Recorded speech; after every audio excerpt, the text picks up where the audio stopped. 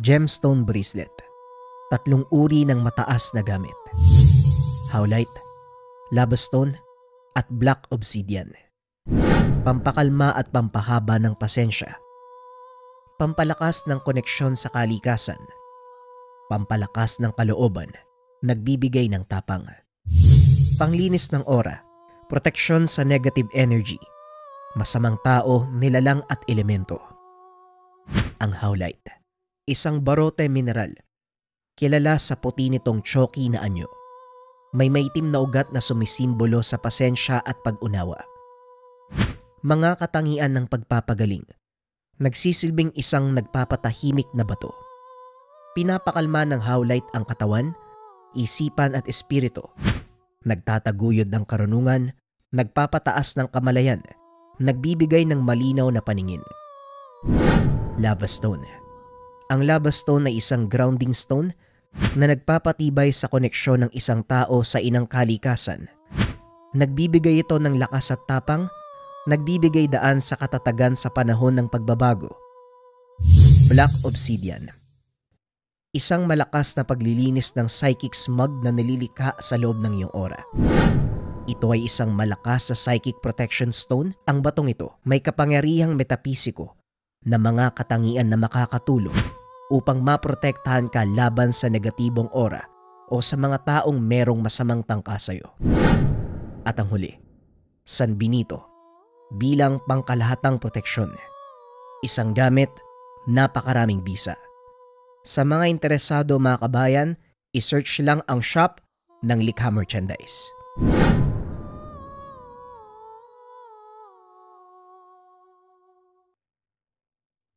Ang kwentong ito ay hango sa totoong buhay. Mula ito sa isa nating kabayan. Naitago na lang natin sa pangalang Evan. Walang eksaktong taon. Probinsya ng Davao. Kailan ka ba titigil sa ginagawa mo, Evan? Talaga bang hindi ka makikinig sa akin? Wika ni Crisanto. Nare-respeto kita bilang kapatid. Mataas ang tingin ko sa'yo, pero hindi mo ako mapipigilan sa gagawin ko. Gutom na ako eh. Ano ka ba naman, Manong? Kakarating ko lang galing sa bukid. Magsisipula pa lang akong kumain oh. Aawatin mo na ako kagad. Pambira naman. Ganun ba? Pasensya na ha. Akala ko kanina ka pa dumating eh. Konting preno sa pagkain ng taba ng baboy. Mainit pa naman ang panahon ngayon. Mamaya, matumba ka na lang dyan ng walang dahilan eh. Eto talaga. Huwag kang mag-alala, Manong.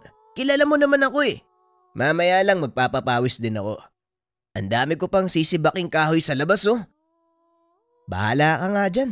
Ang dami mong dahilan eh. Maiwan na muna kita ha. Kailangan kong pumunta sa bayan eh. May inaalok na trabaho sa akin yung kakilala ko. Naku Manong Crisanto, baka kung anong kalokohan na naman niyang pinapasok mo ha? Huwag kang mag-alala Evan. Legal tong pinapasok ko. Walang problema dito. Sige na, mahuli na ako eh.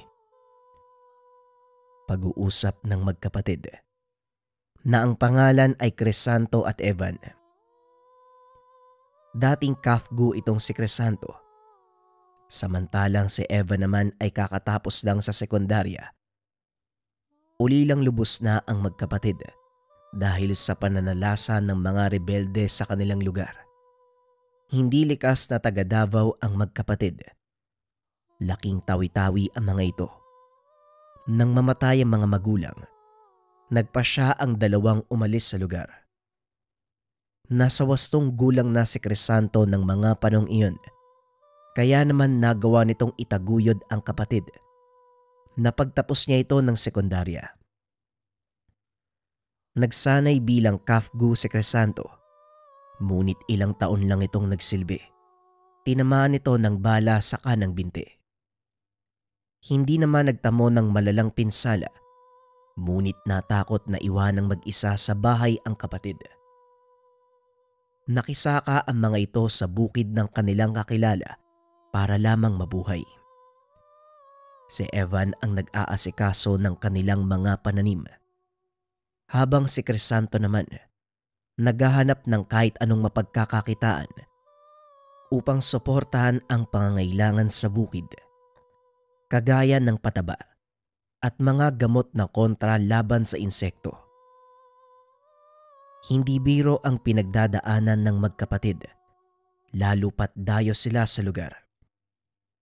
Ngunit nagawang makuha ni Crisanto ang tiwala at respeto ng mga tao sa paligid dahil sa kanyang angking kaalaman. Nang pumasok ito sa Kafgu, may nakasama siyang may alam sa lihim na karunungan at bilang pansariling proteksyon ay nagpaturo si Crisanto hanggang sa natutunan niya ang mga ito. Nang kumalas ito sa serbisyo, nagawa niyang gamitin ang kaalaman bilang tanod sa kanilang baryo. Kinatakutan ng binata dahil sa malapalos na galaw. Hindi tinatablan ng taga o bala dahil meron siyang tangan na mutya ng palos at medalyon ng San Benito. Madalas din itong isinasama ng kanilang kapitan sa mga trabahong may kinalaman sa proteksyon ng kanilang bayan. At dahil sa trabaho ng kanyang kapatid, nakilala ni Evan ang isang taong lubusang nagpabago ng kanyang buhay, lalong-lalo na sa paniniwala pagdating sa kaalamang espiritual. Nagpaalam para umalis ang nakakatandang kapatid. Kampante naman si Evan dahil nagagawa naman itong makauwi ng ligtas. Ngunit lumipas ang isang buong gabi. Hindi nakabalik si Crisanto. Hindi rin nag-alala si Evan dahil madalas itong nangyayari. Maaaring nakikipag-inuman pa ito sa mga kasama. Ngunit kinabukasan, nang tignan ni Eman ang silid ng nakakatandang kapatid, napansin niyang hindi nagalaw ang higaan. Wala ang tsinelas nito sa kanilang atangan. Matapos mag-agahan, dali-daling nagpunta sa bukid si Evan sa pag-aakalang nauna roon si Crisanto. Ngunit laking pagtataka nito dahil wala din sa lugar ang kapatid. Nagpa siya ang binatang bumaba ng baryo upang magtanong sa kapitan. Hindi makapaniwala si Evan sa eksenang nakita. Maraming tao ang nag-uumpukan na tila may kung anong tinitignan. Napansin ni Evan ang paa ng isang taong nakandusay sa lupa, kasama ng ilan pang katawan na natatakpan ng dahon ng saging. Lumipat si Evan sa kumpol ng mga tao para makiusyoso. Nanlaki ang mga mata nang makita ang isa sa mga kalalakihang nakandusay sa lupa. Walang iba kung hindi ang nakakatandang kapatid. Naupo na lang sa sulok ang binata. Hindi makapaniwala sa nakikita. Nilapitan naman ito ng isang lalaki upang kausapin. Ikaw ba ang kapatid ni Crisanto? Ikinalulungkot ko nangyari sa kapatid mo. Eto, ipinabibigay ni Kapitan Matias. Hindi kanya maharap sa ngayon dahil kasama din sa mga namatay ang anak niya.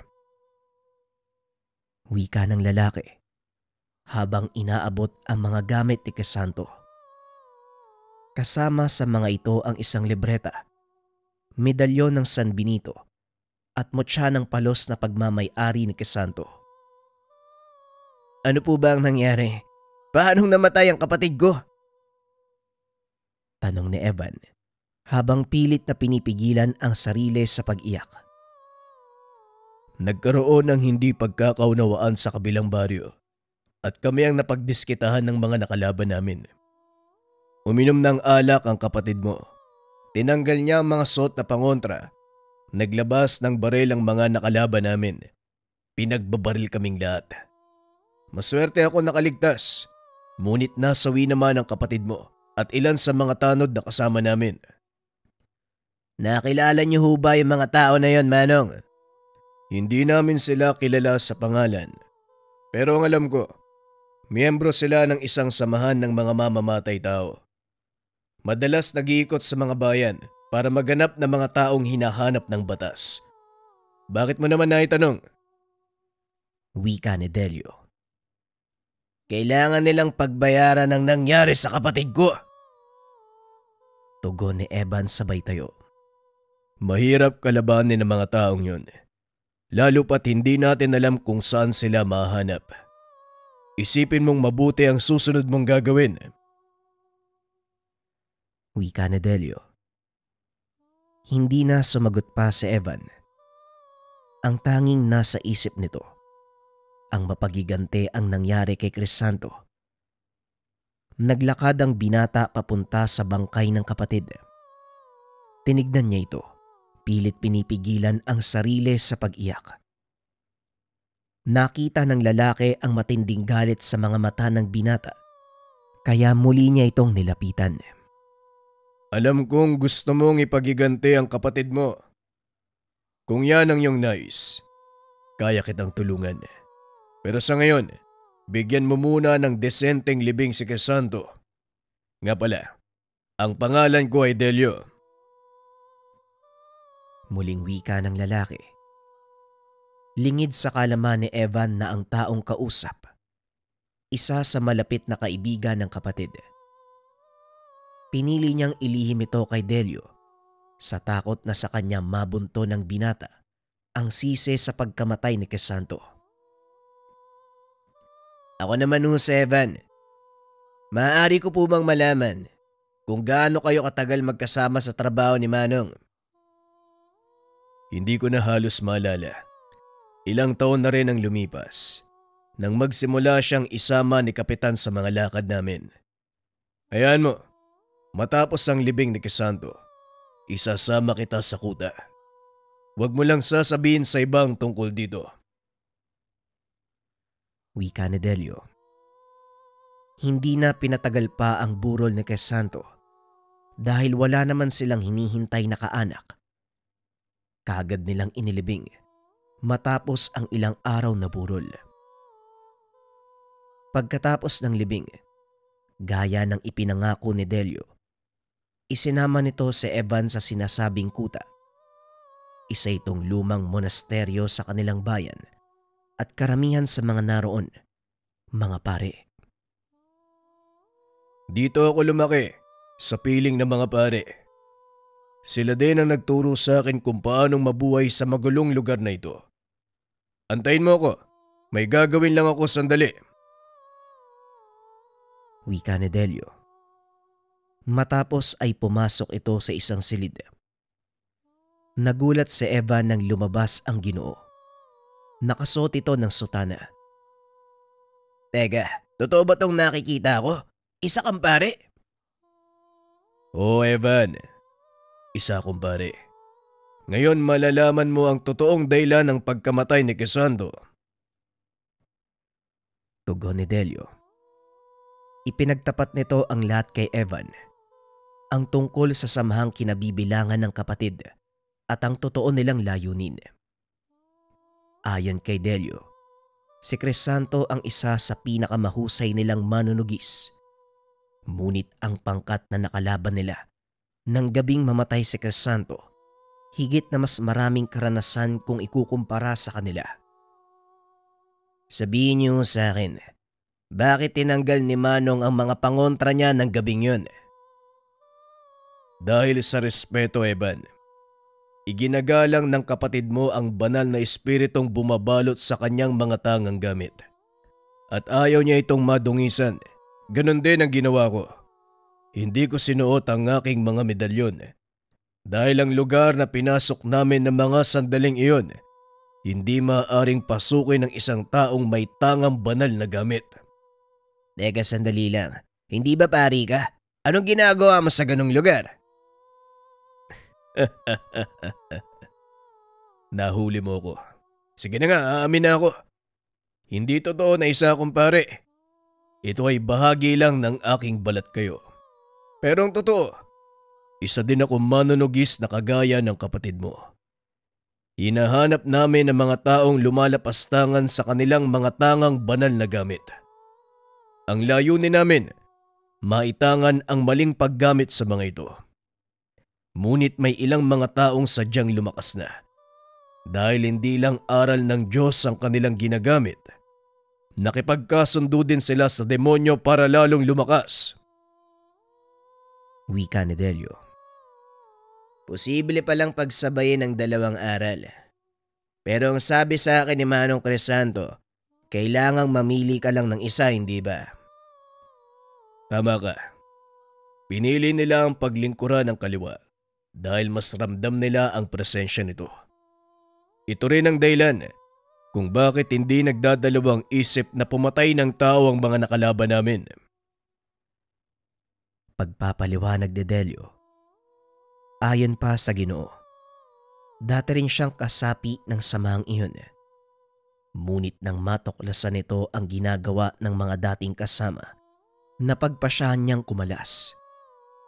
Inilibot ni Delio si Evan sa loob ng kanilang kuta at dito nalaman ng binata ang totoong trabaho ni Crisanto.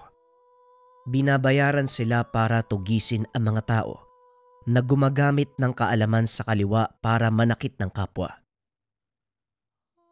Hindi mo mabilang ang mga taong gumagamit ng kaalaman mula sa kaliwa, Manong. Paano mo sila ubusin? Hindi mo sila kailangang ubusin, Evan. Dahil hindi naman lahat ng may kaalaman sa kaliwa, ginagamit nila ang kanilang galing sa pananakit. May ilang nanggagamot, gaya na lang ng mga mambabarang. Hindi lahat ng mambabarang, pagbibigay lang ng sakit sa mga tao ang alam. Karamihan sa kanila ay nanggagamot sa pamamagitan ng kaalaman mula sa kaliwa. Pagpapaliwanag ni Delio. Pero bakit may mga taong ginagamit ang galing sa pananakit ng kapwa? Tanong ni Evan. Simple lang, dahil hindi sila nakukontento sa kung anong meron sila. Nawala na rin sa isip nila ang kahalagahan ng buhay. Nabulagan sila sa kinang ng salapi. Yon ang sakit na kailanman hindi kayang gamutin ng kahit sinong manggagamot. Halika, ipapakilala kita sa pinuno ng aming samahan. Wika ni Delio. Matapos ay dinala niya si Evan sa isang silid kung saan napakaraming batang kaedad niya ang nakaupo sa isang taong nangangaral. May dahilan kung bakit tinataglay niyo ang karunungan na meron kayo ngayon. Hindi mahalaga kung saan ito nagmula. Isa lang ang rason kung bakit ito nakuha. Yon ay para gamitin sa dakilang adhikain ng tagapaglikha. Odelia, nandito ka na pala. Sino yung kasama mo? Wika ng matanda. Naputol ang pangangaral nito nang makitang pumasok sa silid si Delio at Evan. Magandang hapon po, Manong Celestino. Nga po pala si Evan, kapatid ni Crisanto. Tugon ni Delio habang hawak sa balikat si Evan. Naglakad palapit sa kanila ang matanda. Inabot ang kamay nito kay Evan. Ikinalulungkot ko nangyari sa kapatid mo, Evan. Celestino ang pangalan ko, pero kilala ko ng mga tao sa lugar na ito bilang maestro. Maupo ka muna, tatapusin ko lang ang klase. Wika ni Mang Celestino. Napatingin si Evan kay Delio. Tinapik ng Ginoo ang balikat ng binata. Nagpaalam na aalis. Dito ka muna. May ayusin lang ako sa kabilang silid. Malapit nang matapos si Mang Celestino. Maganda yan, para kahit papano may matutunan ka. Wika ni Delio. Napakamot ng ulo si Evan dahil isa sa pinakaayaw niya, yung maupo sa isang sulok na walang ginagawa. Ngunit iba ang naging karanasan ng binata sa silid. Nagkaroon nito ng interes sa mga sinasabi ng matanda. Lalo pa nang mabanggit ang tungkol sa mga mutya. May ilang taong nagtataglay ng likas na kaalaman. Ang tawag sa kanila ay bertudes. Isinilang silang may angking galing sa pagpapagana ng mga dasal o orasyon. Kahit hindi dumaan sa debosyon o tamang kasanayan. May ilan namang natutunan at nakuha ang galing sa pamamagitan ng pagbabasa ng mga libreta, pagtatangan ng mga medalyon at pagdedebosyon. Halos walang pinagkaiba ang dalawang taong ito. Maliban na lang sa isang bagay, ang kakayahan ng mga bertudes ay hindi na mawawala pa at ang mga taong may tangan naman maaaring madiskomunyon. Depende sa kung paano nilang ginagamit ang kaalaman. Pagpapaliwanag ng matanda. Hindi na malaya ni Evan na napataas siya ng kamay. Nagtanong siya sa maestro. Maestro, gusto ko lang po sanang malaman yung tungkol sa mga mutya. Kapag pinasa po ba ang mutya, mawawala na ang bisa? Magandang katanungan. Ang mga mutya ay may sariling gabay at espiritu. Sa makatuwid may sarili silang buhay at sa oras na ipasa sila sa ibang tao, kailangan nilang kilalanin ang bagong Panginoon sa pamamagitan ng mga pagsubok. Hindi mawawala ang bisa nila, bagkus ay lumalakas pa ang kakayahan ng mutya. Depende sa taong pagpapasahan.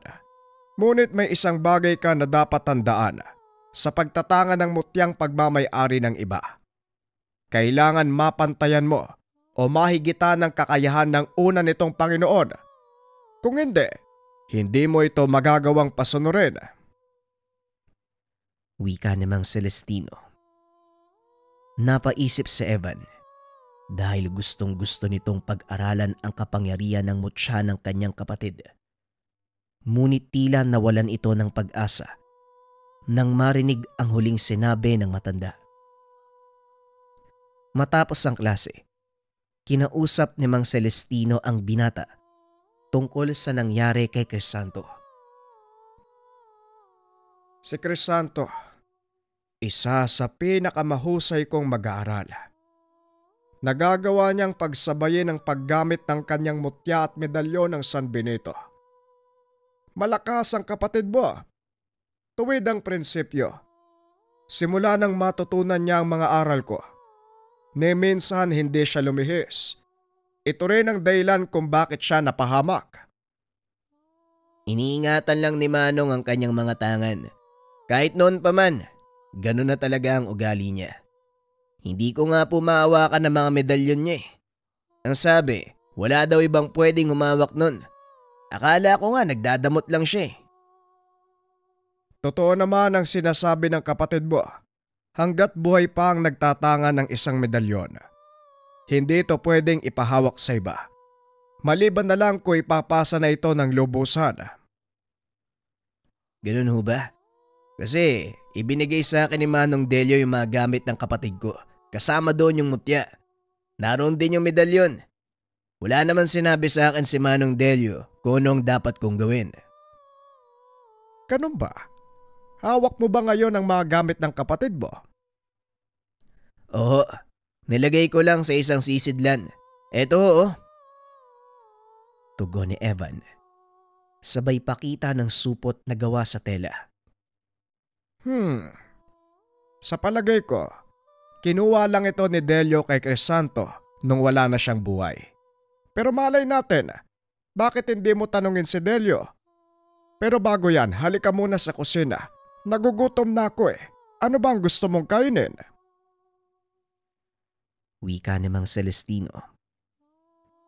Habang naglalakad ang mga ito, nakita ni Evan ang ilang kabataan nagsasanay sa mano-manong pakikipaglaban. Nagulat ito dahil ang nagtuturo walang iba kung hindi si Delio.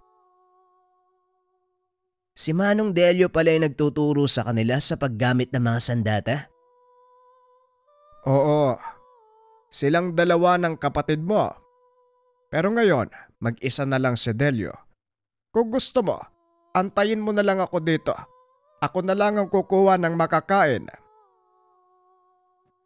Wika ni Mang Celestino. Nanatiling nakatayo si Evan habang pinagmamasdang magsanay ang mga kabataan. Sumagi sa isipan nito ang mga alaala ni Crisanto nung pilit siyang tinuturuan ng kapatid kung paanong makipaglaban. Kaunting pagbabalik tanaw, Evan, kailangan mong matuto na ipagtanggol ang sarili mo. Hindi sa lahat ng oras nasa tabi mo ko. Hindi kita mapoprotektahan. Wala namang mananakit sa akin dito, Manong. Kasundo ko ang lahat ng mga batang kasing edad ko dito. Kahit na. Bakit? Habang buhay ka lang ba maglalagi sa lugar na to? Darating ang panahon, hahanapin mo ang sariling buhay, Evan. Lalayo ka sa baryong ito. Makikipagsapalaran. Mas mabuti nang may alam ka kaysa mapag-iwanan. Wika ng nakakatandang kapatid. Kung sakaling umiwas na lang sa gulo, pwede naman yun, di ba? Oo, tama ka. Pwede kang umiwas, pero ang tanong, habang buhay mo bang gagawin yun? Alam mo, Evan, may mga pagkakataon na kailangan nating harapin ang hamon sa ating buhay. Isa na dito ang panganib na pwedeng makaengkwentro. Kaya kailangan handa ka. Kahit papaano may nalalaman. O siya, sige na, damputin mo yung baston mo. Pagpapaliwanag ni Crisanto. Biglang nagbalik sa wisyo si Evan nang tapikin ito sa balikat ni Mang Celestino. Mukhang tutok na tutok ka sa ginagawa ni Delio Halika, maupo ka muna at kumain. Naalala ko lang yung sinabi sa akin noon ni Manong Crisanto. Kailangan ko daw matutunan na ipagtanggol ang sarili ko. Kaso, binaliwala ko lang yun noon Pero ngayon naiintindihan ko na kung bakit. Wika ni Evan. Maya-maya ay dumating si Delio. Dumampot ng kakanin sa plato. Ano? Kumusta ang unang araw mo dito sa monasteryo? Unang araw? Anong ibig mong sabihin, Manong? Tanong ni Evan. Nagtataka sa sinabi ni Delio. Simula sa araw na ito, opisyal ka nang mag-aaral sa lugar. Isa ka sa mga habili ni Crisanto bago siya malagutan ng hininga. Kupkupin kita at dalhin sa lugar na ito.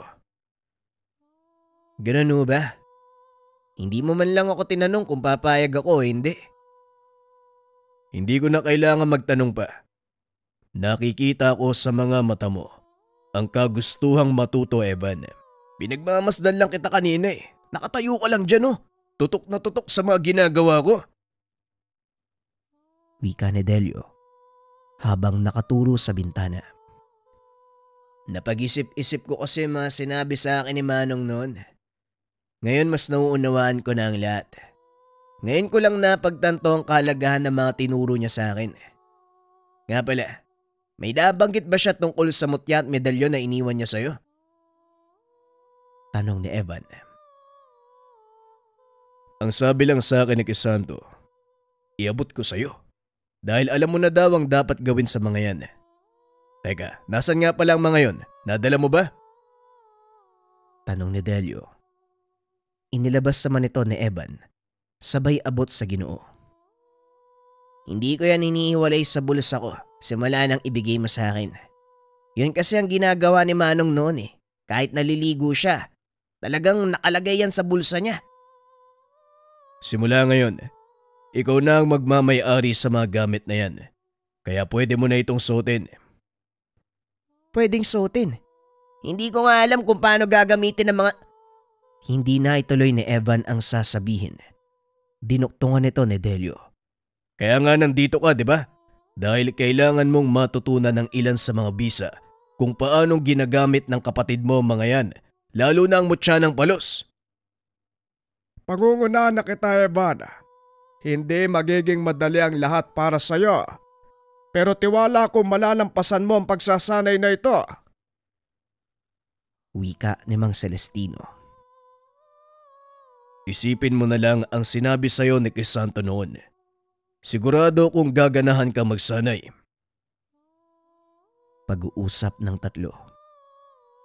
Nung araw na yun, nagsimula ang pagsasanay ni Evan.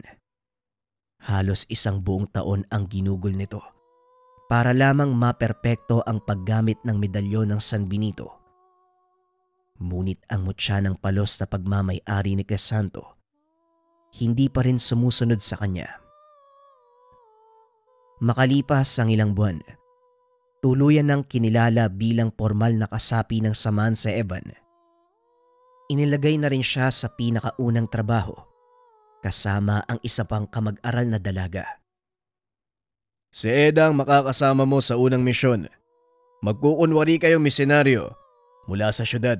Kailangan niyong hanapin ang manggagamot na nagngangalang Isidro. Ano po ang kasalanan ng taong yan, Manong? Ginagamit niya ang kakayahan sa kulam upang manamantala ng mga kababaihan. Siya ang nagbibigay ng sakit sa sino mang magustuhan niya at sa kanya ito dinadala para magpagamot. Hindi siya kumikilos na mag-isa. Meron siyang ilang kasamahan na nagmamanman sa tahanan ng biktima. At kapag nagsimula ng mangingi ng tulong ang pamilya nito, saka pa lamang sila papapil na kunyari may kakilala silang magaling na manggagamot. Ano naman ang ginagawa niya sa mga dalaga? Hindi malinaw dahil ang ilan sa mga nabiktima niya nawawala ng alaala. Kumbaga, hindi nila alam kung ano ang ginawa sa kanila. Pero may isa sa mga nabiktima na ay masmasan nagsumbong sa atin. Kaya yun, ibinibigay ko sa inyo ang kasong ito bilang unang misyon. Evan, umaasa akong hindi ka mabibigo. Wika ni Delio. Panigurado, Manong. Mahusay itong kasama ko eh. Tara, Eda. Kailangan pa nating maganda. Wika ni Evan. Naging malapit ang dalawa simula nung unang pumasok ang binata sa monasteryo. Dahil alam nito ang nakaraan ni Eda. Halos hindi sila nagkakalayo ng kwento. Napatay din ng mga rebelde ang mga magulang nito. Nag-iisang anak. Wala na ring mga kamag-anak na kumupkop. Kaya naman kinuha ito ni Mang Celestino at si Nanay. Natuklasan ng matanda na isang bertudes ang dalaga mula ito sa hanay ng malakas na manggagamot. Kaya naman ginugol ni Mang Celestino ang oras para lang pagyamanin ang likas nitong kakayahan. Nagtagumpay naman ang matanda. Nadala niya sa tuwid na landas si Eda. Matapos magbihis, lumabas na ng silid si Evan. Nakasalubong nito si Eda na nakasuot ng maiksing damit. Bakit ganyan yung suot mo? Hindi ba ang sabi sa atin ni Manong Delio, magpanggap tayong misyonaryo? May misyonaryo bang mukhang nagtatrabaho sa kabaret? Ang sakit mong magsalita ah. Eto na nga magpapalit na. Tugon ng dalaga. Padabog itong bumalik sa kwarto. Nagbihis at paglabas. Nakasuot na ng maayos na damit. O yan, di magandang tignan. Tss! Mukha naman akong manang. Halika na nga. Bago pa uminit yung ulo ko sa pang-asar mo. Pag-uusap ng dalawa. Tumuloy na ang mga ito papunta sa istasyon ng bus. Babiyahe sila sa lalawigan kung saan hahanapin si Isidro. Mahaba ang biyahe, kaya nakatulog si Eda. Nakasandal siya sa balikat ng binata. Maya-maya ay biglang inapakan ng driver ang preno, dahilan para magising ang dalaga. Anak nang, anong nangyari? Ang sakit ng noo ko. Tanong ni Eda habang sinasapo ang noo. Ewan ko, mukhang may nabangga yata yung sinasakyan natin eh. Diyan ka lang at titignan ko. Tugon ni Evan. Tumayo ito at naglakad papunta sa unahan ng bus. Nanlaki ang mga mata ng binata. Isang dalaga ang nakita nitong nakahandusay sa kalsada. Dali-daling bumaba si Evan dahil walang nagtatangkang lumapit sa dalaga. Sinita siya ng konduktor. Huwag gagalawin ng babae dahil baka nabalian ng buto. O ano? Anong nangyari sa kanya? Buhay pa siya. Hindi naman ganun kagrabe yung tama. Halika, Eda, tulungan mo ko. Dali natin siya sa gawing yun, no? Huwag po kayo mag-alala, Manong Konduktor. May nalalaman po ako sa paunang lunas. At saka hindi naman ganun kalala ang tama ng babaeng yan. Nawalan lang siya ng malay dahil sa gulat. Pagpapaliwanag ni Evan, binuhat ng mga ito ang dalaga papunta sa lilim ng isang puno habang inaantay ang pagdating ng mga otoridad. Maya-maya ay nagkamalay ito. Laking gulat ng lahat. Biglang tumayo ang babae, akmang tatakbo patawid sa kalsada. Mabuti na lamang at nagawa itong harangin ni Eda dahil may paparating na malaking sasakyan. Anak ka naman talaga ng nanay mo. Ano ba? Magpapakamatay ka ba? Niligtas ka na nga, babalik ka pa. Wika ng dalaga. Napansin ito na tila tulala ang babaeng iyon. May kung anong binubulong na hindi maintindihan ni Eda. Ang mabuti pa, hawakan mo muna ang babaeng yan. Mukhang hindi na magpapatuloy sa biyaya yung bus na to. May sinasabi siya, Evan. Hindi ko lang maintindihan eh. Parang pangalan ng tao. Wika ni Eda. Tinignan ni Evan ang bibig ng dalaga hanggang sa mapagtanto na ang sinasambit nito, pangalan ni Isidro. Isidro, yan ang sinasabi niya. Mukhang hindi na tayo mahihirapang hanapin ang taong yun. Tugon ni Evan. Maya-maya ay dumating na ang mga otoridad. Nag-usisa sa lugar. Matapos ay kinuha nila ang dalaga at dinala sa ospital.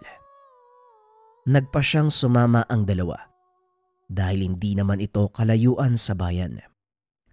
Pumayag naman ang pulis, lalo na nang magpakilala sila na kasama ang babae. Wala pa rin ito sa wisyo ng makarating sa ospital. Ayon sa doktor, kailangan ng dalaga ng pahinga kaya tinurukan nila ng pampatulog. At para masigurado na hindi ito makakatakas, itinali ng kapulisan ang kamay nito sa barandilya ng higaan. Ano kaya sa tingin mo yung kinalaman ng babaeng yan doon sa taong hinahanap natin? Hindi ko alam, Eda. At yon ang kailangan nating malaman. Sana lang, pag nagkamala yan, makabalik na siya sa wisyo. Wika ni Evan. Kinabukasan nagkamalay ang babae. Kaso nga lang wala pa din ito sa katinoan. Nagwala ito. Paulit-ulit na tinanggal ang posa sa kamay. Ginamitan naman ito ng dasal ni Eda upang kumalma. Nang huminahon na ang dalaga, muli na naman itong binanggit ang pangalang Isidro. Ay nako, malaki siguro ang kasalanan ng Isidro na yan sa kanya. Siguro nga tama ka. Malalaman natin yan mamaya. Wika ni Eda. Ilang oras pa ang nakalipas. Dumating na ang mga doktor kasama ang ilan sa mga pulis. May kasama itong lalaki na nakasuot ng sombrerong buli. Ayon sa kapulisan, ang lalaking kasama nila ay kamag-anak ng dalaga. Dito nagpakilala ang dalawa bilang mga misyonaryo. Sinabi nila ang totoong nangyari kung bakit kinailangan nilang samahan ang dalaga sa ospital. Ngunit nagduda si Evan. Nang tanungin ito ng mga pulis tungkol sa pangalan ng babae, hindi ito kagad nakasagot na parang nag-iisip pa kung ano ang sasabihin. Wala namang nakitang problema ang ospital kaya pinayagan ng lumabas ang babae. Akmang kukunin na sana ito ng lalaking nakasombrero. Biglang hinawakan ni Evan ang kamay nito. Sandali lang. Alam kong nagsisinungaling ka eh. Hindi Sandra ang totoong pangalan ng babaeng to. Tama ba? Ano ka ba naman, Evan? Kamag-anak niya nga yan, oh. Tumahimik ka, Eda. Hayaan mo lang ako. Ano manong? Tama ako, di ba? Muling wika ni Evan sa lalaki. Kamag-anak ko si Sandra. Yon ang totoo niyang pangalan. Tugon ng lalaki. Kung ganon, Kaano-ano mo si Isidro? Nasabi sa amin ng babaeng yan na si Isidro daw ang kasintahan niya. Oh, tama kayo. Kasintahan niya nga si Isidro. O sige na, aalis na kami ha. Inaantay na siya ng iba naming kamag-anak. Wika ng lalaki. Biglang hinarangan ni Eda ang pintuan. Sabay tulak papasok sa lalaki. Sinungaling ka? Totoo nga ang sinasabi nila. Nahuhuli nga ang isda sa pamamagitan ng bunganga. Kinagat mo ang pain ng kasama ko. Hindi totoong kasintahan ng babaeng yan si Isidro. Kaya umaming ka na. Wika ni Eda. Biglang itinulak ng lalaki ang dalaga. Kumaripas ito ng takbo. Dali-dali namang hinabol ng kapulisan. Kinuha ng dalawa ang pagkakataong iyon para ilayo sa lugar ang babae. Saan tayo ngayon pupunta? Pareho tayong dayo sa lugar kaya wag mo akong tanungin. Tugon ni Eda. Habang nag-uusap ang dalawa, may lumapit sa kanilang paslit. Manong, sumunod po kayo sa akin. Wika ng bata. Matapos ay kagad itong umalis. At dahil wala nang ibang maisip na paraan, sumunod ang dalawa, kasama ang wala pa sa katinoan na dalaga. Dinala sila ng bata sa isang lumang kubo at doon nakita nilang nakaupo si Delio. Hindi talaga kayo nag-iingat. Masyadong nahahalata ang mga galaw nyo. Mabuti na lang, hindi naghinala ang mga kapulisan. Kapag nangyari ang bagay na yon, siguradong malaking problema ang papasukin nyo. Wika ni Delio. Pasensya na Manong, pero kanina ka pa ba dito? Kasabay nyo lang akong sumakay ng bus. Hindi nyo napansin kasi masyadong okupado ang isipan nyo sa pagtulog. Paano pala kung may nakatunog sa pagdating nyo sa lugar? Ay nako, baguhan talaga. Sumunod kayo sa akin. Dadali natin siya kay Mang Fabian. Tugon ni Delio. Muling bumalik sa kabayanan ang pangkat. Nagpunta sa tahanan ni Mang Fabian. Isa itong kilalang manggagamot sa lugar, kasapi ng kanilang samahan. Mabuti na lang at nagawa mo silang agapan, Delia. Kung hindi, baka nabulilyaso ang plano. Hala sige, magpahinga muna kayong dalawa. Alam kong pagod kayo sa biyahe. Sandali lang, maghahanda ko ng hapunan. Wika ni Mang Fabian. Nakahinga ng maluwag si Evan. May mga kasaping nakatira doon mismo sa lugar.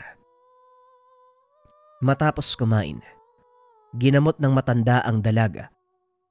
Tuluyan itong bumalik sa katinoan. Nagpakilala ito sa pangalang Mira. Pinaliwanag ang nangyari sa kanya. Nakaramdam ako ng matinding pagkahilo. Tapos, patuloy ako nagsukay. Hindi ko na alam kung anong nangyayari. Nagpunta kami sa manggagamot. Isidro ang pangalan niya. Tapos hindi ko na maalala yung nangyari. Wika ng dalaga. Dito kinumpirma ni Delio. Biktima nga ni Isidro si Mira.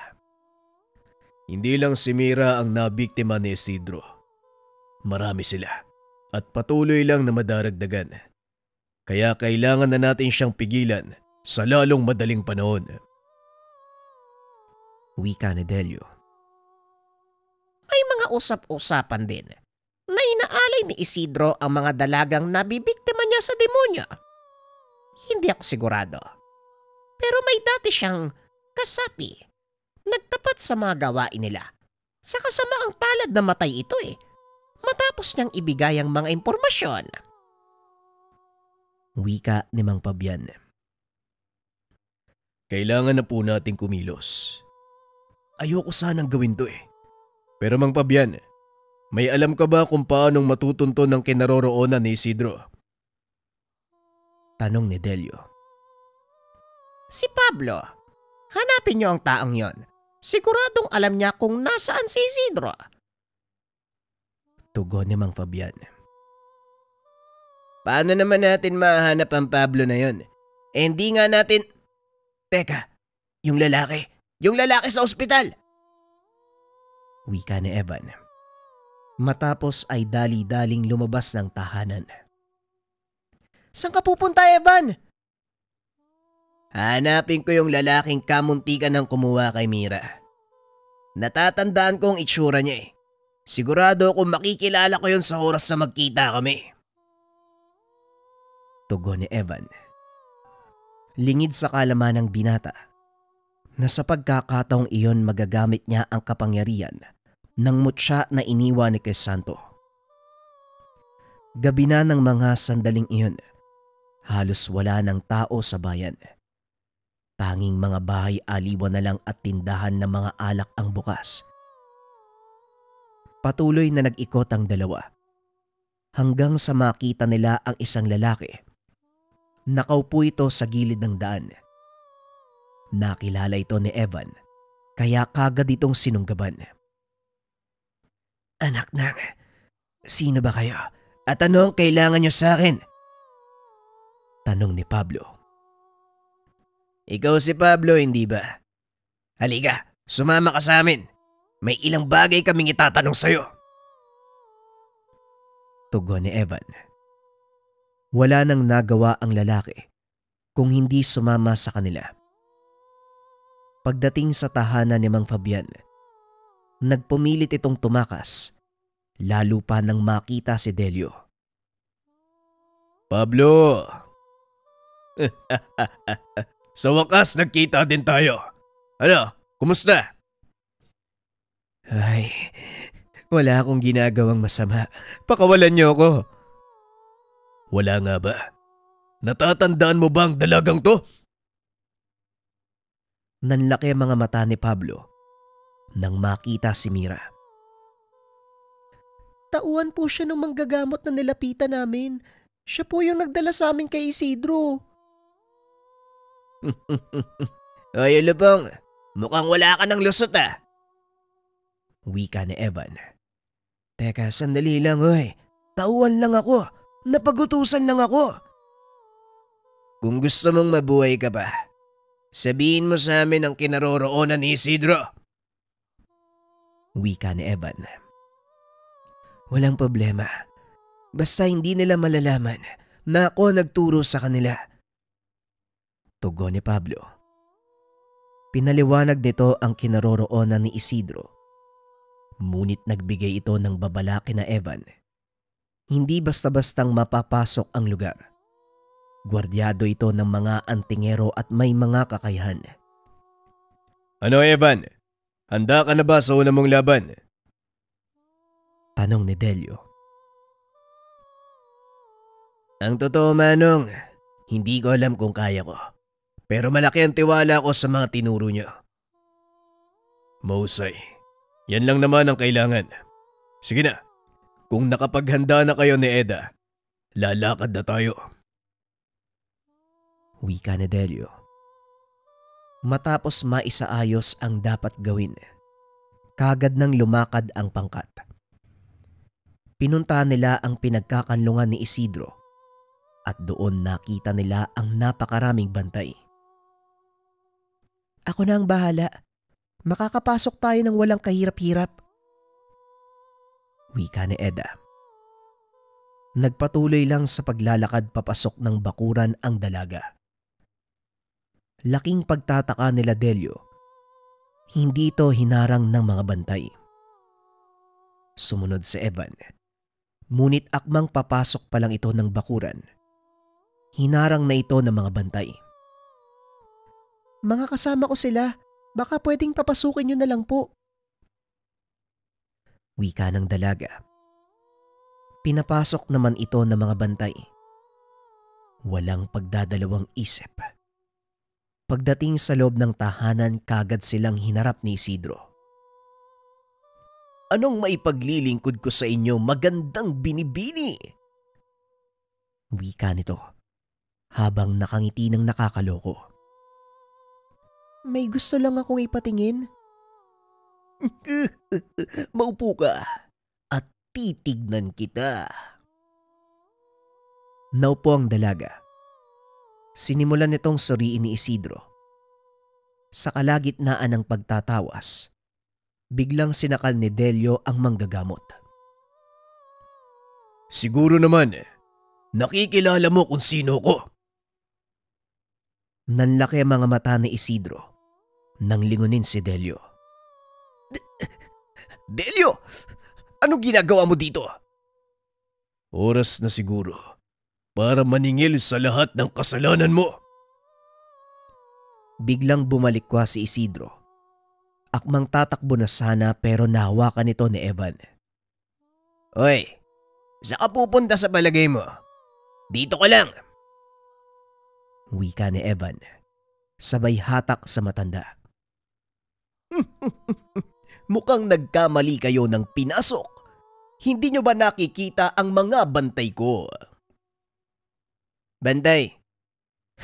Parang wala naman ah. Wika ni Evan, sabay silip sa pintuan. Nang tignan nito ni Isidro, nakita niya ang mga kasama na nakahandusay sa bakuran. Anong ginawa nyo sa mga kasama ko? Pinatulog lang namin sila.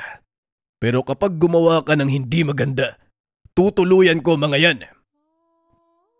Ano ba ang gusto mong mangyari? Bakit nyo ko pinuntahan? Nananahimik ako. Hindi kami pupunta dito kung talagang nananahimik ka na, Isidro. Ang mali mo lang, hindi ka nag-ingat. Ganun ba? Hay nako, mukhang wala na yata akong magagawa. Pero teka, 1, 2, 3. Yan lang ba ang bilang ng ihaharap nyo sa akin? Masyado kang mayabang. Huwag ka nang magtangka ng anuman dahil mapapahamak ka lang. Wika ni Delio. Ngunit hindi nakinig si Isidro. Bigla nitong tinulak si Evan. Tumalon palabas ng bintana. Dali-dali itong hinabol ni Evan. Nagulat ang binata sa bilis nitong kumilos. Maging si Delio hindi rin inasahan ang magiging reaksyon ni Evan. Nagawang abutan ng binata si Isidro. Hinila niya ito sa damit. Dahilan para matumba. Medyo palusong ang lupa sa lugar na yon, kaya gumulong ito paibaba. Hinawakan ni Isidro ang paa ni Evan, kaya napasama ito sa pagkahulog ng matanda. Nagpagulong-gulong ang dalawa hanggang sa makarating ang mga ito sa sapa. Nakatayo lang si Evan sa harapan ni Isidro. Malapit lang ito. Ngunit laking pagtataka ng binata dahil nagpalinga-linga ang matanda na parang hindi siya nakikita. Isang malakas sa suntok ang binigay ni Evan kay Isidro. Bumagsak ang matanda sa tubig at nang muli itong tumayo, hinanap nito kung saan nagmumula ang atake. Pamilyar sa akin ang kakayahan na yan. Isa yan sa mga kakayahan ng taong pinatay ng tauhan ko. Wika ni Isidro. Biglang nanumbalik kay Evan ang nangyari sa nakakatandang kapatid. Anong sinabi mo? Ikaw ang pumatay sa kapatid ko? Si Crisanto? Crisanto pala ang pangalan ng taong yun. Sayang lang, hindi kami nagkaroon ng magandang laban. Hinubad niya ang suot na medalyon, kaya madali ko siyang napatay. Walang hiya ka. Pagbabayaran mo ang kamatayan ng kapatid ko. Lingid sa kalaman ni Isidro, sinindihan nito ang mitya ng galit ni Evan. Pinagsusuntok ito ng binata hanggang sa magkandalamog-lamog ang muka. Hindi magawang gumante ni Isidro dahil hindi niya nakikita si Evan. Tuloy-tuloy na ginulpe ng binata ang kalaban hanggang sa tuluyan na itong mawala ng malay. Matapos ay dinala niya pabalik sa tahanan, hinarap kina Delio. Walang iya, anong ginawa mo dyan? Parang pinanggigilan mo ng gusto ah. Siya ang pumatay kay Crisanto. Inamin niya mismo sa akin. Tignan mo nga naman. Ibang maglaro ang tadhana. Kusang inilapit sa'yo ang taong hinahanap mo. Ngayon, dahil ito ang una mong misyon, ikaw ang magpasya kung ano ang gagawin natin sa kanya. Ano pa nga bang dapat kong gawin? Wika ng binata. Sabay dampot ng itak na nakasugbit sa tagiliran. Pilit na pinaluhod ng binata ang matanda. Idinantay ang itak sa leeg sabay hila. Para yan sa lahat ng ginawan mo ng kasamaan. Wika ng binata. Sabay taga sa katawan nito. Eto naman, para sa mga babaeng binibiktima mo. Wika nito. At ang panghuli, pinugutan siya ng ulo. Yan naman ay para kay Manong Crisanto. Sumalangit nawa ang kaluluwa niya. Kakaibang gaan ang naramdaman niya. Nagawa na nito ang magiganti. Ano nang balak mo, Evan? Nagawa mo na yung dapat mong gawin ah.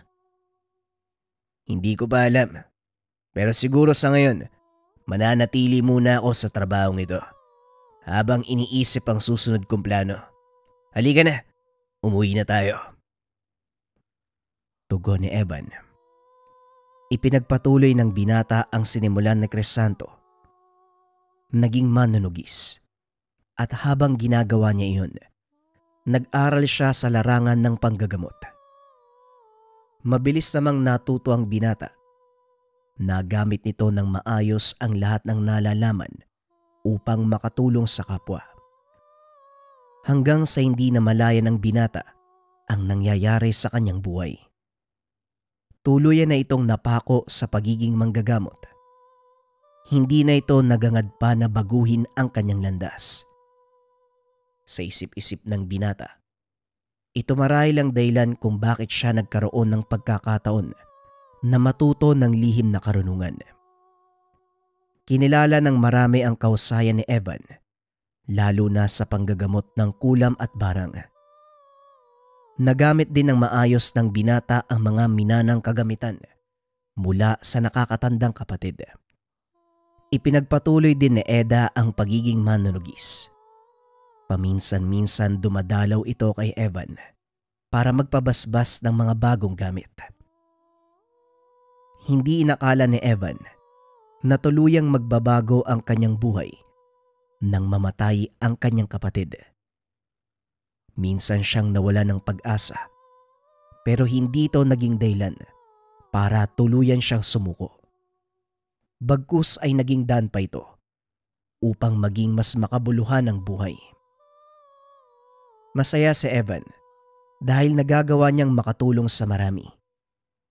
Bilang manggagamot at manunugis, hindi pa rin inaalis ang natutunang balat kayo. Isang misyonaryo. Isang vigilante na nagpapanggap na banal. Para sa mga nabitin mga kabayan, ang susunod na kwento ay isang bagsak pero mahabang istorya. Simulan na natin ang kwento. Ang kwentong ito ay hango sa totoong mula ito sa isa nating kabayan na itago na lang natin sa pangalang Arturo. Walang eksaktong taon. Probinsya ng Negros. Tay, una na po kami sa bundok ha. Medyo malaking puno po kasi yung tutumbay namin eh. O sige, ako na magdadala ng babaonin nating pagkain. Susunod na lang ako doon. Kapwa naninirahan sa paanan ng kabundukan.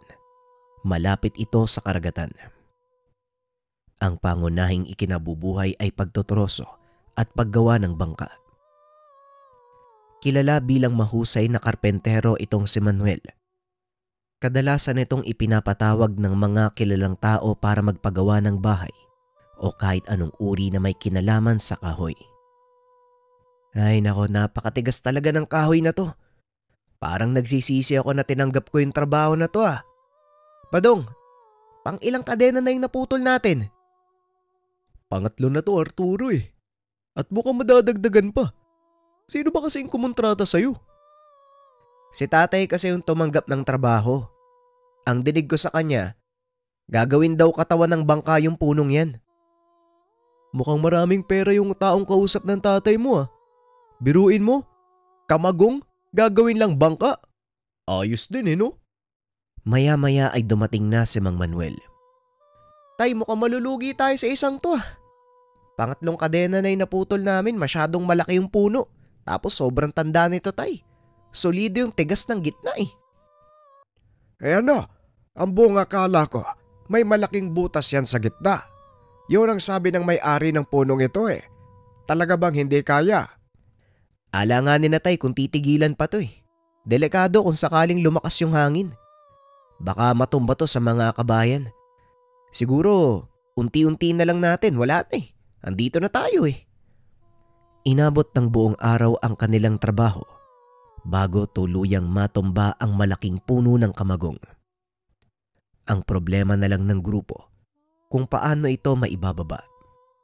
Halos 20 talampakan ang haba ng puno. Ang lapad naman ito, umaabot ng mahigit 6 na talampakan. Ito ang pinakamalaking puno ng kamagong na naputol nila Arturo. Hindi makapaniwala ang binatang nagawa nila itong matumba.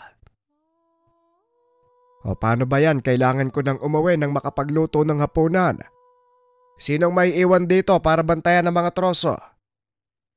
Siguro tayo ako na lang, may kailangan pa akong tabasin eh. Medyo maliwanag pa naman po. Kailangan kong matapos to para bukas hakutin na lang.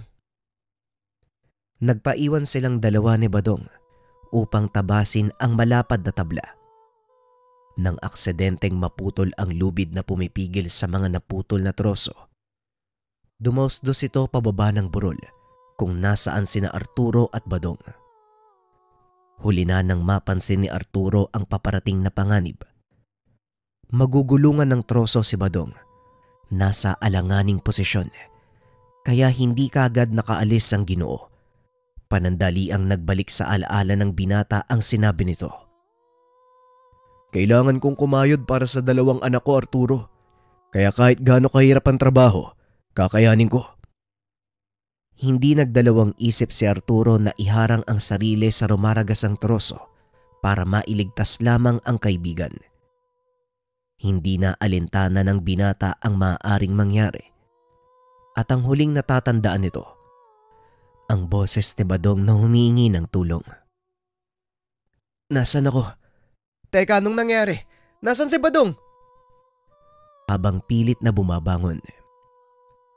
Nandito ka sa ospital, Arturo. Huwag ka munang kumilos. Malala ang tama ng binti mo. Ang sabi ng doktor, maaaring maputol kapag hindi naagapan. Maya-maya pa ay pumasok sa silid si Badong. Mabuti naman nagising ka na. Akala ko matutuluyan ka na, Arturo eh. Salamat ha. Kung hindi dahil sa'yo, malamang naulila na sa amang mga anak ko eh. Salamat naman nakaligtas ka. Hindi ko mapapatawad ang sarili ko pag may nangyari sa'yo eh. Hindi kayang dalhin ng konsensya kong makitang maulila ang mga anak mo. Sa totoo lang pare, ako yung binabagabag ng konsensya ko eh. Kung hindi dahil sa akin, hindi ka mapapahamak ng ganyan. Habang pinagmamasdan ang mga paa ni Arturo. Ano ka ba naman pare, binti lang yung mawawala sa akin, buhay pa ako. Kaya wala kang dapat ipag-alala. Kaya pa namang magtrabaho ng mga kamay ko eh. At isa pa, ako yung naglagay sa'yo sa ganong sitwasyon eh. Kaya ako din na may kasalanan. Huwag ka naman ganyan pare. Ginusto ko din naman yung trabaho na yun eh. Huwag mong sisihin yung sarili mo. Ako yung naging pabaya eh. Hindi ako nag-ingat. Kagad namang sumingit sa usapan si Manong Manuel. O siya, tama na yan. Nangyari na ang dapat mangyari. Hindi na natin mababawi pa. Magpasalamat na lang tayo sa Diyos at pareho kayong buhay. Ilang araw ang nakalipas. Nakalabas ng ospital si Arturo. Maswerte ang binata dahil hindi tuluyang naputol ang paa nito. Maswerteng hindi nadurog ang mga buto ng binata. Ayon sa doktor, may posibilidad na muli itong maghilom. Habang nagpapagaling, tumutulong si Arturo sa ama sa paggawa ng bangka. Nang araw na yun, dumalaw ang may-ari at nakita ang kalagayan ng binata. Ikinalulungkot ko ang nangyari, Arturo. Hindi ko alam na ganito pala kalala ang naging sitwasyon mo. Pero humanga ako sa pinakita mong kabayanihan. Bihira mga taong kagaya mo, handang magbuwis ng buhay para sa kapakanan ng iba. Na ang pangalan ay Mang Lucio. Matalik na kaibigan ng kanyang ama. Masasabing isa sa pinakamayamang tao sa kanilang bayan. Nagmamay-ari ito ng malawak na lupain. At isa sa mga yon, ang lugar kung saan nila pinutol ang puno ng kamagong. Mag-isang nagtatrabaho si Arturo ng mga sandaling iyon. Dahil pumunta sa bayan ang ama upang mamili ng mga kakailanganing gamit. Humanga si Mang Lucio dahil sa kabila ng naging kalagayan ni Arturo, hindi pa rin nawala ang kahusayan nito sa pagtatrabaho. Magsabi ka lang kung may maitutulong ako, ha? Kahit ano, Arturo, hindi ka magdadalawang salita sa akin. Ang dapat sa mga taong kagaya mo, pinibigyan ng gantimpala. Bueno, mauuna na ako, ha? Pakisabi na lang sa iyong ama na dumalaw ako. Naku Manong Lucio, hindi na po kailangan at isa pa. Malaking pasalamat ko na sa Diyos ang pangalawang buhay na binigay niya. Wala na po akong hihilingin pa. Hindi, Arturo. Kung tutuusin, kulang pa ang pangalawang buhay na sinasabi mo.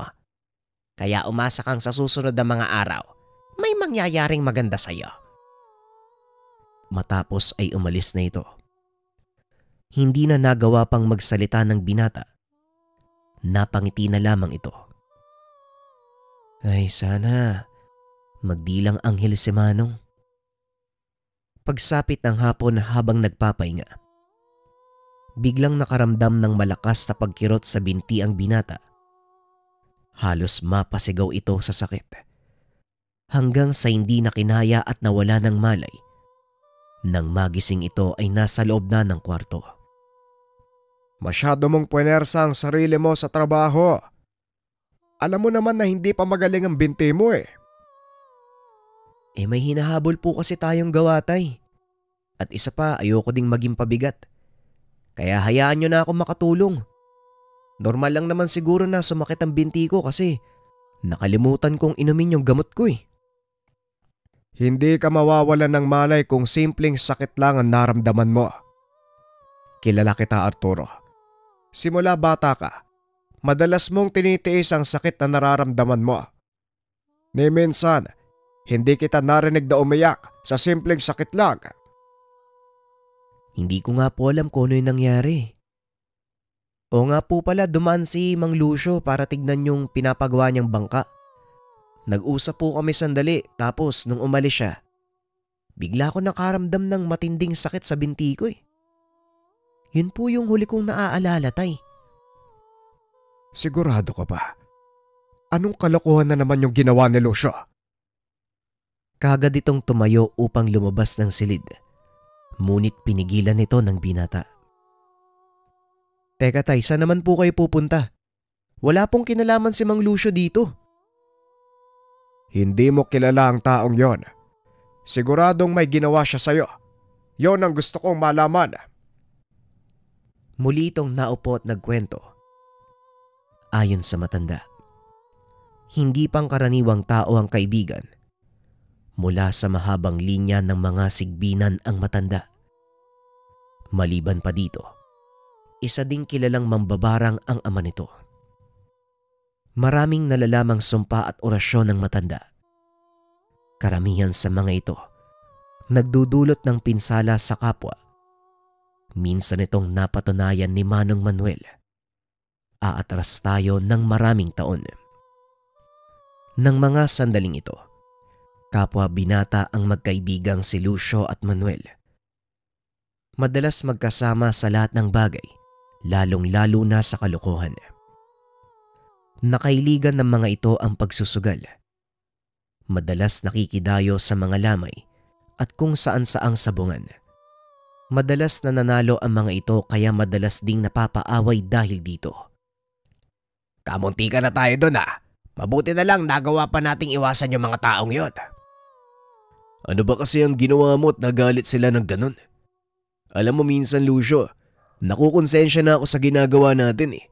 Lalo na sa mga peryahan, parang nalulugi sila sa atin eh. Hindi ka dapat makonsensya sa ginagawa natin. Bagay lang sa kanila ang ganun, ano? Pandaraya yung ginagawa nila sa mga tao.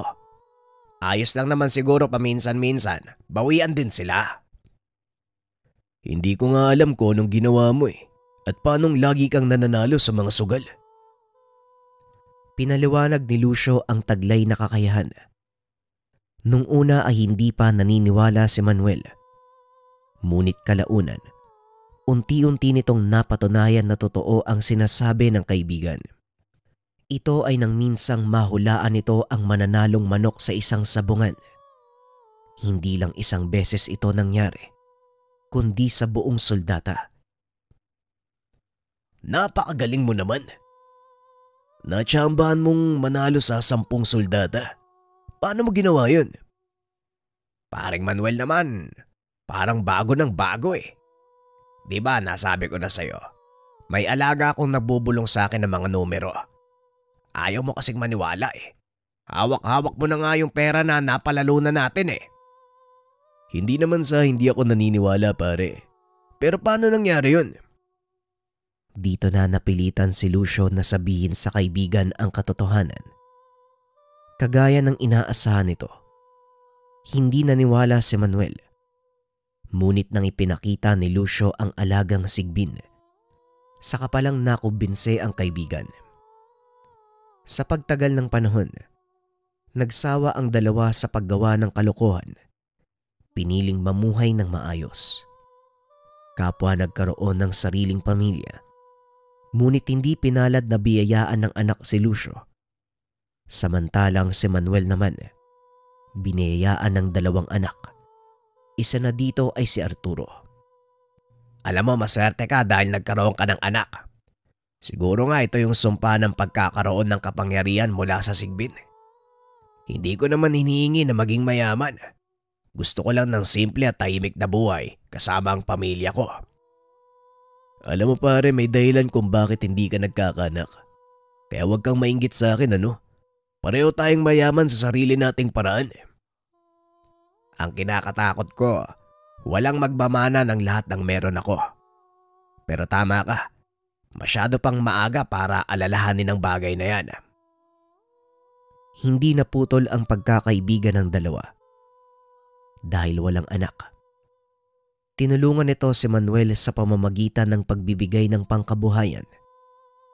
Ngunit dahil sa kabaitan ni Lucio, hindi may iwasan ang mga taong nagsasamantala.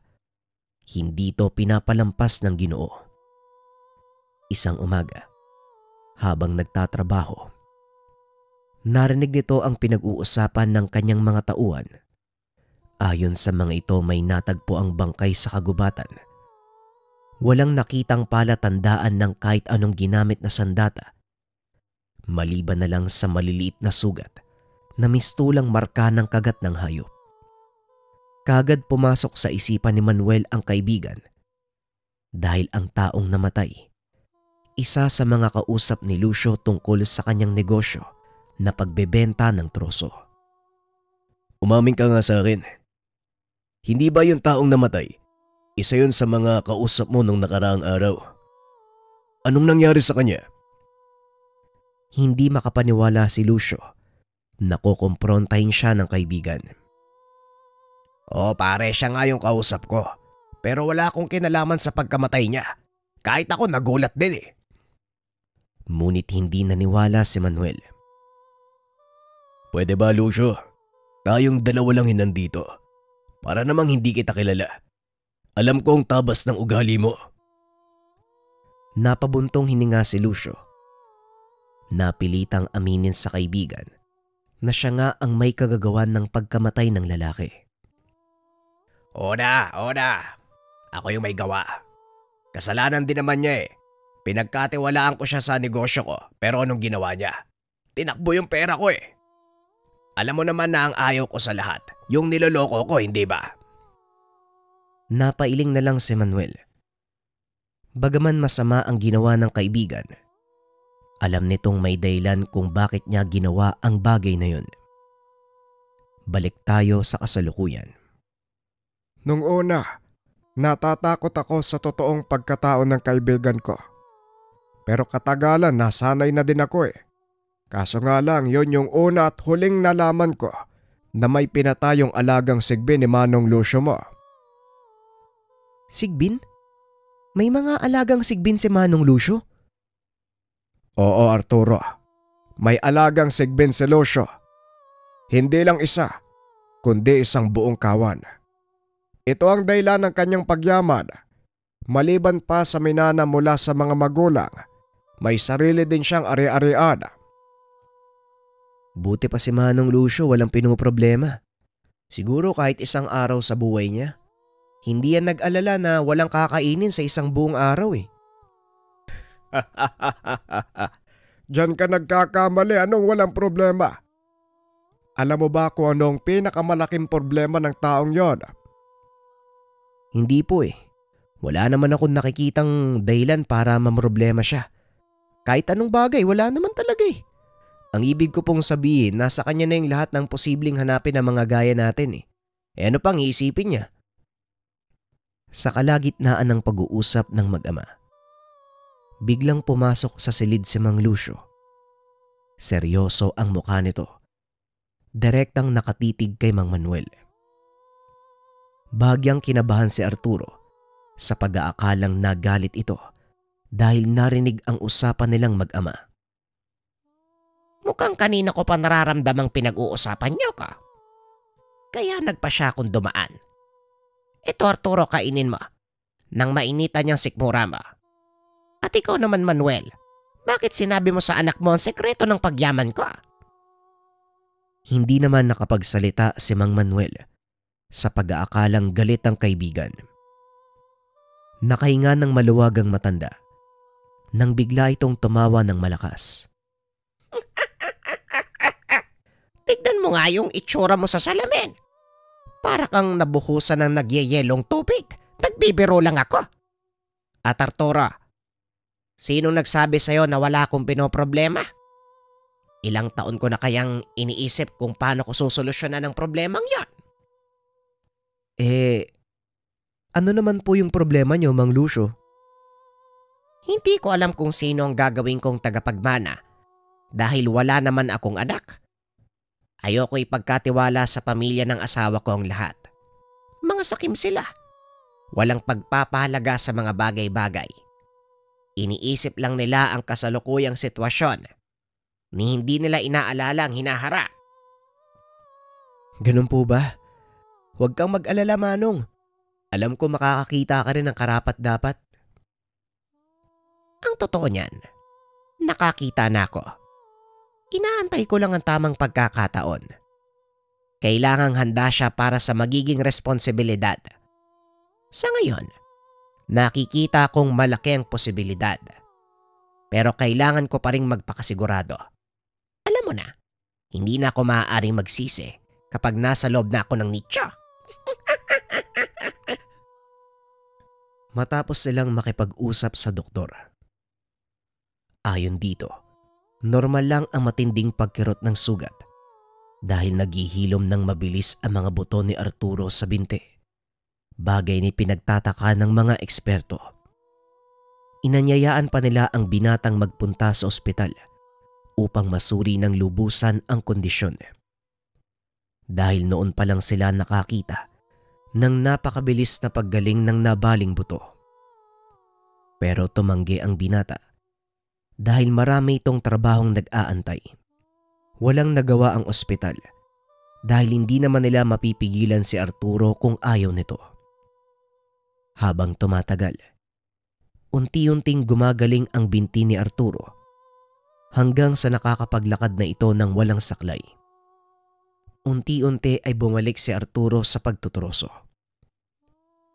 Isang hapon habang pababa ng kabundukan, sinalubong sila ng isa sa mga tauhan ni Mang Lucio na itago na lang natin sa pangalang Dario. O Arturo, pababa na pala kayo. Tapos sabay mga kahoy na pinapatabas ni Mang Lucio. Nagkatinginan si Badong at Arturo dahil kakababa lang ni Mang Lucio galing sa lugar. Ang totoo niyan, Dario, kakagaling lang ni Mang Lucio dito eh. Kaya nagtataka ako kung bakit ka nandito. Kasi, pinapasigurado lang ng matanda na maayos ang pagkakatabas niyo ng mga kahoy. At saka bakit ba masyado kang matanong? Baka nakakalimutan mo, ako pa rin ang namamahala sa trosuhan. Karapatan kong malaman kung nagtatrabaho kayo ng maayos o hindi. May sira pala yung ulo nito eh. Sino bang umaangkin sa posisyon mo? Sa'yo na yan oh. Isaksak mo sa baga mo. Total nandito ka na rin lang. Di tignan mo na lang. Ito, pagod na nga sa trabaho tapos makakasalubong ka pa ng buhaya. Ay, Tabachoy, anong sinasabi mo? Sinong buhaya? Ramdam ni Arturo ang tensyon sa pagitan ng dalawa. Kaya inawat niya ang mga ito. Tama na yan, sige na Dario. Kung gusto mong tignan yung trabaho namin, walang problema. Mauna na kami ah. Marami pa kaming gagawin sa bahay. Ngunit sa halip na magpaawat, kwinelyohan ni Dario ang binata. Isa ka pang pilantod ka. Huwag mong isipin na porket kaibigan ng tatay mo ang amo natin, mas nakakalamang ka. Ako pa din ang pinaniniwalaan ni Mang Lucio kung sakaling magkaroon ng anomalya sa negosyo. Bahala ka kung anong gusto mong isipin. Wala namang umaagaw sa posisyon mo eh. Kaya bitawan mo na ako bago pa lumala yung sitwasyon. Siguradong hindi mo magugustuhan ang mga mangyayari. Kagad itong itinulak ni Dario, dahilan para matumba ang binata. Dito na lalong nagalit si Badong. Sinuntok nito si Dario. Bumagsak ito. Nanlaki ang mga mata dahil nalagas ang ngipin nito sa harap sa lakas ng pagkakasuntok ni Badong. Alam mo nang may kapansanan si Arturo, nagawa mo pang itulak. Anong klaseng tao ka? Pasensyahan tayo pero hindi na kita papalampasin. Napasigaw naman sa sobrang takot si Dario sa laki ng katawan ni Badong. Alam niyang wala siyang panama dito at siguradong bugbog sarado siya. Mabuti na lang, kagad naawat ni Arturo ang kaibigan at nakinig naman ito. Pagdating sa tahanan ng binata, saktong naroon si Mang Lucio. Narinig nito ang malakas na usapan ng magkaibigan. Pagpasok pa lang sa bodega, kagad sinalubong ng matanda ang dalawa. Malayo pa lang kayo. Narinig ko na ang usapan niya. Anong nangyari? Sino ang kaaway mo, Badong? Nakasalubong po namin si Dario. Inutusan niyo daw na tignan yung trabaho namin sa bundok. Kaso po ininsulto kaming dalawa ni Badong eh. Kaya hindi na nakapagpigil tong isang to. Ayun, nag-aladentista. Binunutan ng ngipin si Dario gamit ang kamao. Ay Manuel, nakita mo bang dumaan dito si Dario? Kanina pa tayo dito eh.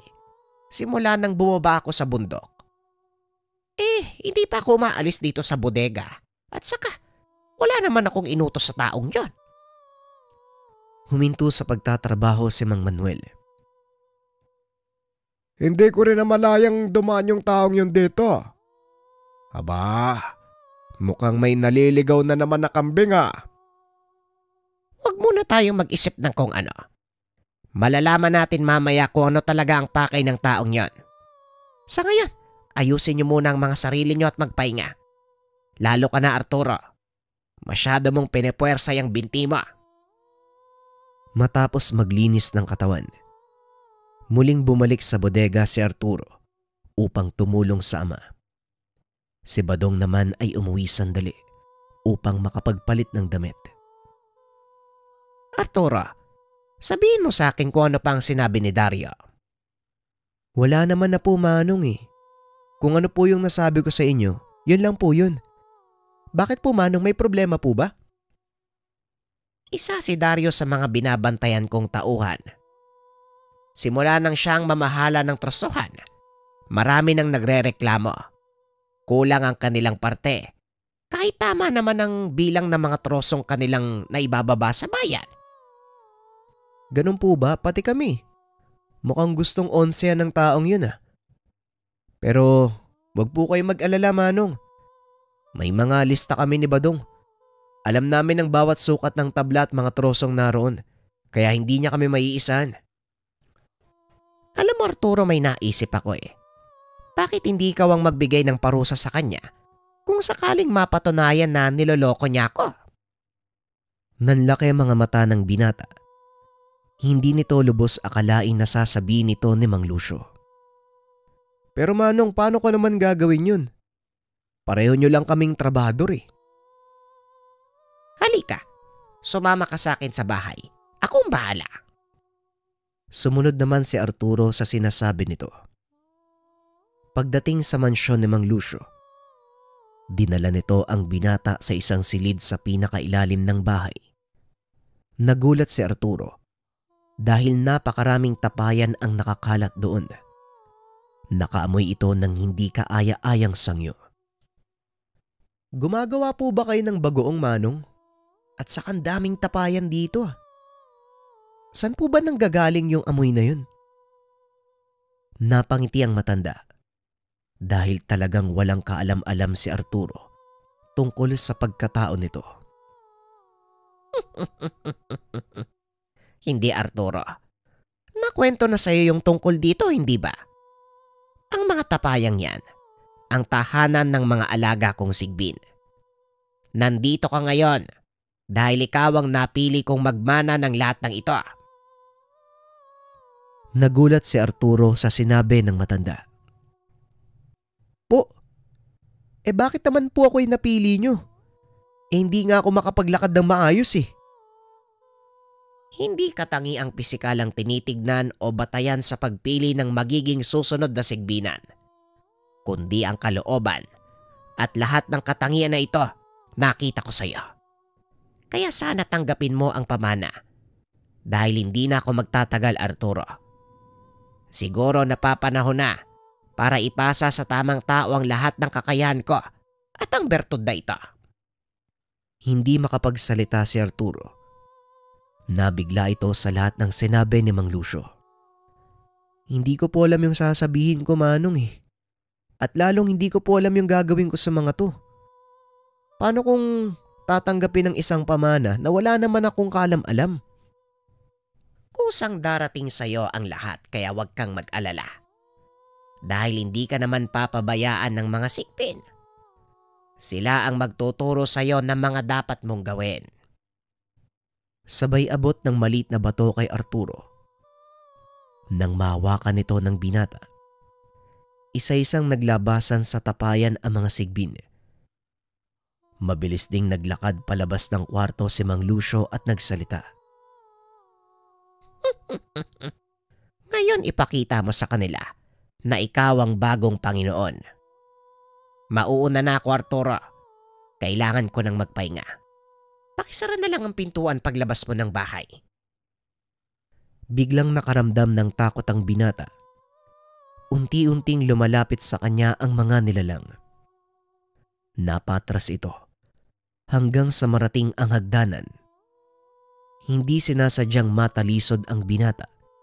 Hindi na nagawa pang makatayo. Gumapang sa kanyang binte ang isa sa mga sigbin at bigla siyang kinagat. Napasigaw si Arturo dahil sa sobrang sakit. Nawalan ito ng malay sa sobrang takot. Ilang minuto ang nakalipas ay muli itong nagbalik sa ulirat. Nakita ang sariling nakaiga sa mahabang upuan sa sala ni Mang Lucio. Sa wakas, tapos na ang ritual ng pagkilala. Ikaw na ang bagong Panginoon ng mga sigpin na ito.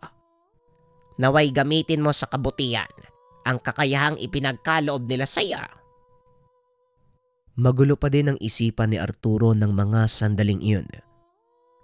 Ngunit pilit nitong inunawa ang mga sinasabi ng matanda. Anong ritual ng pagkilala, Manong? Nawalan lang naman ako ng malay sa silong ng bahay eh. Paano po nangyari yung sinasabi nyo? Sa pagkagat sa'yo ng isa sa mga sigbin, nangangahulugan ng pagtanggap.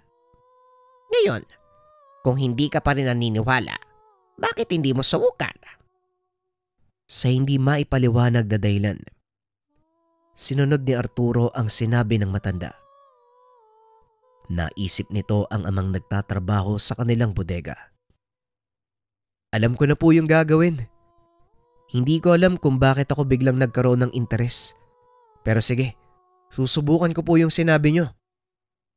Dali-dali itong umuwi at pagdating sa tahanan, nakita nitong tuloy pa rin sa pagtatrabaho ang ama.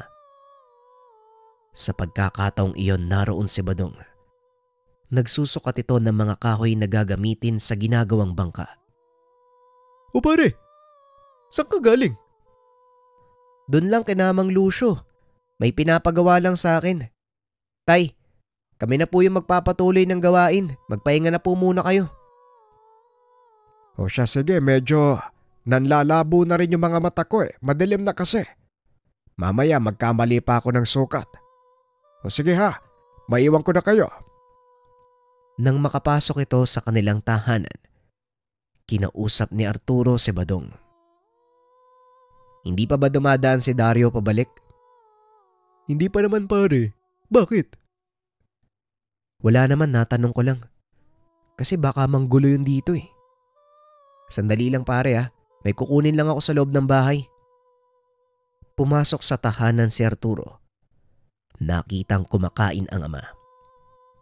Napangiti ito dahil walang alam ang matanda sa susunod na mangyayari. Inantay ni Arturo na makatulog si Mang Manuel at saka ito bumalik sa bodega. Nang mga sandaling iyon, patuloy pa ring nagtatrabaho si Badong. Hindi kalayuan, natanaw ng binata ang mga ilaw pababa ng bundok. Alam nitong si Dario na ang paparating. Matyagang nag-abang si Arturo sa pangkat.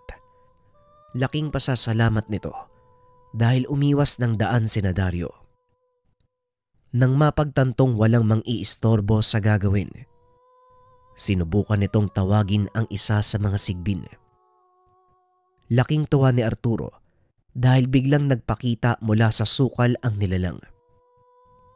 Nabanggit din ni Mang Lucio ang isa pang kakayahan ng mga sigbin. Ito ay pagalingin kung sino man ang makagat nila. Ito rin ang dahilan ng napakabilis na paghilom ng nabaling binti ng binata. Lahat ng sekreto ng mga sigbin, ibinunyag ni Mang Lucio sa kanya. Ito ang gusto niyang sabukan. May iniindang karamdaman si Mang Manuel. Balak niya itong pagalingin gamit ang kakayahan ng mga sigbin. Inutusan ng binata ang nilalang na pumasok sa silid. Habang pinakikiramdaman si Badong na nooy abala pa rin sa pagtatrabaho. Ilang minuto ang nakalipas, lumabas ang sigbin at bumalik sa kanya. Kaibigan, nagawa mo na ba yung sinabi ko? Idinikit ng nilalang ang ulo sa binti ni Arturo. Na ang ibig sabihin, natapos niya na ang pinapagawa nito. Muling bumalik sa pagtatrabaho si Arturo.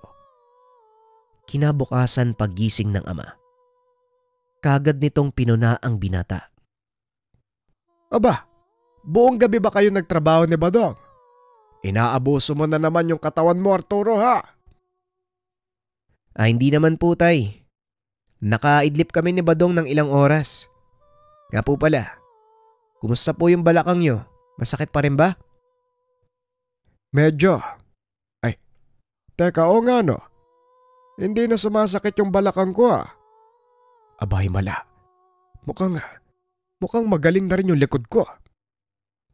Napangiti na lang si Arturo dahil napatunayan nitong totoo ang sinasabi ni Mang Lucio. Matapos mag-agahan, pinuntahan nito ang tahanan ng matanda. Pag-akyat ni Arturo sa sala, napansin nitong bukas ang silid ni Mang Lucio, ngunit wala doon ang matanda. Nilibot nito ang buong bahay hanggang sa madako ang binata sa silid-aklatan. Kung saan natagpuan ito, nakahandusay sa sahig si Mang Lucio. Hawak-hawak nito ang isang sulat. Tinignan ng binata kung may sugat ang matanda. Ngunit wala itong nakitang anumang pinsala. Dali-daling humingi ng tulong si Arturo. Ngunit nang dumating sa ospital, sinabi ng mga doktor na wala na ang matanda. Hindi matanggap ni Arturo ang nangyari. Maging si Mang Manuel, hindi rin makapaniwalang patay na ang matalik nitong kaibigan. Wala man lang paiwatig ang taong to. Sinong mag-aakala na may dinaramdam pala siya? Habang nakatayo sa kabaong ni Mang Lucio. May iniwan siyang sulat, tay. Hindi ko pa nababasa eh. Basahin mo. Baka sakaling may sinabi siya tungkol sa biglaan niyang pagkamatay. Siraulo kasi tong batandag to eh. Dali-daling kinuha ni Arturo ang sulat. Nagulat ang binata dahil para ito sa kanya. Nilalaman ng sulat na yon ang huling testamento ng matanda, ang pamamahala ng kanyang ari-arian, maging ang pagpapamana ng kanyang mga alagang sigbin. Ikaw ang napili ni Manong Lucio na magmana ng ari-arian niya, Arturo. Alam mo bang ibig sabihin nun? Pagmamay-ari mo na ang halos kalahati ng bayang to. Mayaman ka na, pare! Pinigilan ni Arturo ang kaibigan dahil maraming tao ang nakikinig. Ano ka ba naman, Badong? Pwede ba hinaan mo yung boses mo? Habang tinatakpan ang bunganga ng kaibigan. Pasensya na, pare. Hindi ko lang mapigilang matuwa eh. Sa wakas makakaahon ka na din sa hirap. Alam ko, pare, pero hindi ko tinitignan ng mga ari-arian na yan. May mas mahalagang dahilan si Mang Lucio kung bakit ako yung pinili niya na magmana ng lahat ng to. Teka, may nabanggit sa sulat tungkol sa pagiging... Biglang tinakpan ni Mang Manuel ang bunganga ni Badong. Napakaingay mo talagang tao ka. Oo, totoo ang lahat ng nabasa mo. Kaya huwag ka nang mag-ingay. Hanggat maaari, itiko mo yung bibig mo. At habang nag-uusap, biglang dumating ang grupo ni Dario. Dali-dali itong lumapit sa kabaong ni Mang Lucio. Umiiyak ito habang yakap-yakap ang kabaong. Napatingin sina Arturo at nanahimik. Pinakiramdaman nito ang susunod na gagawin ni Dario. Nandito na pala yung buhaya. Aba, kuluin mo yun. Umiiyak pa. Sinadyang ilakas ni Badong ang boses para mapansin siya ni Dario. Anong sinasabi mo, Tabachay? Sinong buhaya? Alam mo ang kapal ng mukha mong tumungtong sa pamamahay na to eh. Aba, nandito din pala ang matalik na kaibigan ni Mang Lucio. Anong ginagawa niyo dito? Huwag niyo sabihin makikihati kayo sa kayamanang naiwan ng matanda. Nanlaki ang mga mata ni Arturo sa sinabi nito. Biglang nag-init ang tenga ng binata. Nang tumayo na ito, hinawakan ni Mang Manuel ang kanyang kamay. Hayaan mo na siya, Arturo. Bakit, Dario? Yun din bang sadya mo? Kaya ako nandito dahil alam ko ako lang ang pinagkakatiwalaan ng matanda sa lahat ng kanyang ari-arian. Dahil ako lang naman ang nanatili sa tabi niya. Bahagyang natawa si Arturo sa mga narinig. Alam mo, Dario, wala namang masama sa, alam mo yun, yung mangarap ka. Pero kung ako sa'yo, ititigil ko na yung kaibangan na yan. Mapapahiya ka lang. At sino sa tingin mo magmamana ng lahat ng ito? Ikaw, si Mang Manuel. Pwede naman kayong umasa. Hindi na nagsalita pa si Mang Manuel. Nang gabing yun, dumating ang abogado ng matanda. Inabot ni Arturo ang naiwang sulat ni Mang Lucio. Naparito ako para kausapin ang mga susunod na taong babanggitin ko ang pangalan. Dario at Arturo, nandito ba kayo? Sumagot ang dalawa Matapos ay inaya sila ng abogado sa isang kwarto. Ano sir? Babasahin mo na ba yung huling habilin ni Mang Lucio? Sa palagay ko, hindi na kailangan marinig ng kasama ko mga yan. Mapapahiya lang to eh. Napangiti lang ang abogado sa sinabi ni Dario. Sinabihan nitong maupo. Nakangiti lang si Arturo habang pinagmamasdang mapahiya si Dario. Naparito ako dahil sa kailingan ng aking amo, si Mang Lucio. O tama ka, Dario. Babasahin ko ang huling habilin ng matanda. Makinig kayong mabuti para malinaw ang lahat sa inyo. Binasa ang kasulatan ni Mang Lucio. Ang lupa at bahay, iiwan ko kay Arturo, na anak ng matalik kong kaibigan na si Manuel. Ang tresohan, pagawaan ng bangka, ihabilin ko sa aking kaibigan. Pasalamat kayo. Ibinigay pa sa inyo ng matanda mga ari-ariang yon. Kung sa bagay, diyan naman kayo magaling. Sige, ano pang susunod? Nakatitig lang ang abogado kay Arturo. Laking gulat ng binata dahil bigla itong kumindat. Ang lahat ng ari-ariang sumasakop sa halos kalahati ng bayan, iiwan sa pangalan ni... Biglang tumalon si Dario sa pag-aakalang pangalan niya ang babanggitin ng abogado. Gaya ng sinasabi ko sa iyo, Arturo. Ang ganyan ka lang sa pagtotroso. Hindi ko nga alam kung bakit nakatingin ka pa sa akin ng diretsyo eh. Bakit hindi ka kumuha ng basahan? Punasan mo yung sapatos ko. Kaagad siyang pinatahimik ng abogado. Teka, sandali lang. Hindi nga nagkamali ng desisyon ng matanda. Ngayon pa lang, nagpapakita ka na ng totoo mong pagkatao. Kaya pala'y pinangalan niya ang lahat ng ari-arian kay Arturo. Maging ang lupaing kinatitirikan ng bahay mo, pagmamay-ari ng binatang ito. Epektibo ngayong oras at araw. Sabay lagda sa kasulatan. Parang pinagsukluban ng langit at lupa si Dario nang marinig ang sinabi ng abogado. Hindi to makapaniwalang ganun ang kakalabasan. Salamat ka. Nagkaroon pa ako ng awa sa'yo dahil matagal kang nanilbihan sa amo ko. Eto ang 50,000. Magpakalayo-layo ka sa lugar na to.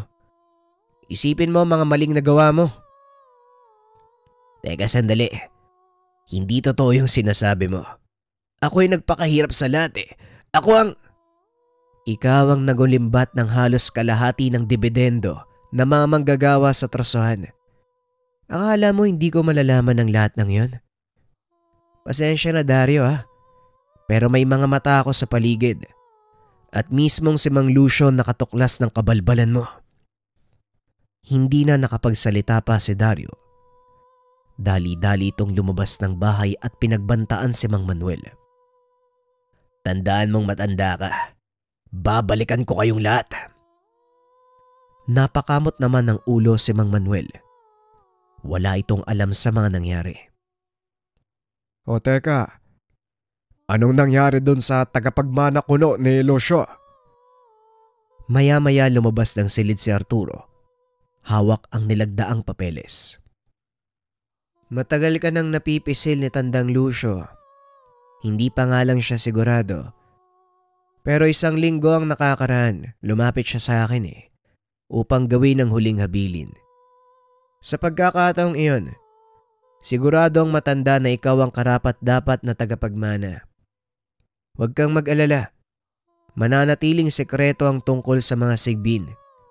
At sana naman, ako pa din ang maging abogado mo kung maaari lang naman. Wala namang problema sa akin yung mga bagay na yun, sir. Masaya ako at may tapat na taong naglilingkod kay Mang Lucio. Pero ang inaalala ko ngayon, si Dario, paniguradong manggugulo yun. Alam mo na ang dapat mong gawin. Sige na, mauna na ako. Luluwas pa ako na Maynila Hindi nga nagkamali si Arturo. Dahil ng mismong araw ng libing, dumating si Dario kasama ang ilang kalalakian. Anong sinabi ko sa inyo? Hindi ba babalikan ko kayo? Ngayon tignan natin kung may matira pa sa inyo pagkatapos ko kayong pulbusin. Inutusan nito ang mga kalalakian. Paulanan ng bala ang lahat ng naroon. Dali-dali namang hinawakan ni Arturo ang bertud na ibinigay sa kanya. Ilang sandali ang lumipas. Isa-isang nagbagsakan ang mga kalalakian hanggang si Dario na lang ang naiwang nakatayo. Marami ang nasaktan ng mga sandaling iyon. Karamihan ay namatay. Tignan mo ang ginawa mo. Hindi sila dapat madamay dito eh. Dahil sa kasakiman mo sa pera, nagawa mong pumatay ng mga inosente. Ngayon mas lalo mo lang akong binigyan ng dahilan upang patulang ka. Huwag mo akong sisihin sa mga nangyari. Kasalanan mo kung bakit naganap ito. Kung hindi lang kayo dumikit sa matanda, ako na sana ang pinakamayamang tao sa bayang to. Talaga bang gusto mo ng kayamanan? Pwes ito, saluin mo. Sabay hagis ng bertud. Sinalo ito ng lalaki. Wala siyang kaalam-alam sa mga mangyayari. Isa-isang naglapitan sa kanya ang mga sigbin hanggang sa kinagat siya ng isa sa mga ito. Ngunit tila hindi nagustuhan ng nilalang ang lasa ng dugo ni Dario, kaya kinuyog ito ng mga maliliit na nilalang. Anong ginagawa mo sa akin, Arturo? Alisin mo mga impaktong to! Ngunit hindi kumilos si Arturo. Sinubukan kong ibigay sa iyo ang pamana ni Mang Lucio. Pero pasensya na. Hindi ka karapat-dapat. Mapapasayo lang ang kayamanan ng matanda kung magagawa mong pasunurin ang kanyang mga alaga. Tuluyang namatay dahil sa laso ng sigbin si Dario. Mabuti na lang. Nagsipag-alisan ang mga tao ng mga sandaling iyon. Kaya walang nakakita at nakarinig sa totoong nangyari. Makalipas ang ilang taon, ipinagpatuloy ni Arturo ang gawain ng matanda. Mas pinagbutihan nito ang pamamahala sa trosuhan. Kaya naman lalo pang lumago ang negosyo. Nagpatanim ng mga puno ang binata sa mga nakakalbong bahagi ng kanyang lupain bilang pamalit sa mga pinuputol nilang mga troso. Maraming natulungan si Arturo, lalo na ang mga may hirap na kababayan. Simulat sa pule, ito ang totoong adhikain ni Mang Lucio. Manong, ang daya mo naman. Binigyan niyo pa ako ng problema. Hindi ko tuloy alam kung paano kong ubusin sa pagtulong ang iniwan niyong yaman. Pero Manong, salamat sa tiwala ha. Huwag kang mag-alala. Aalagaan ko na mabuti ang mga negosyo mo. Pati na din yung mga tauhan mo. Alam kong ito lang ang inaasahan nila eh. Kaya sisiguraduhin kong magiging masaya sila habang nagtatrabaho sa akin. Habang nakatayo sa puntod ni Mang Lucio, lumipat ang pamilya ni Arturo sa mansyon ng matanda. Bilang bahagi ng kasulatan para maalagaan na din nito ang mga sigbin. Walang nakaalam ng totoong sekreto ni Arturo at kung paano siya naging ganon kayaman. Ang alam lang ng mga kababaryo, bigla itong naging eredero. Pilit itinago ng pamilya ng binata ang katotohanan hanggang sa kasalukuyan. Pinangangalagaan ng buong angkan ang sekreto ni Arturo. Sadyang hindi natin masasabi ang takbo ng kapalaran. Gigising na lang tayo isang araw na walang-wala na at may iba namang magugulat na lang dahil nasa kanila na ang lahat. Naway nagsilbing inspirasyon sa atin ang kwento ni Arturo nang minsan siyang pinamahan ni Mang Lucio ng bertud ng sigbin.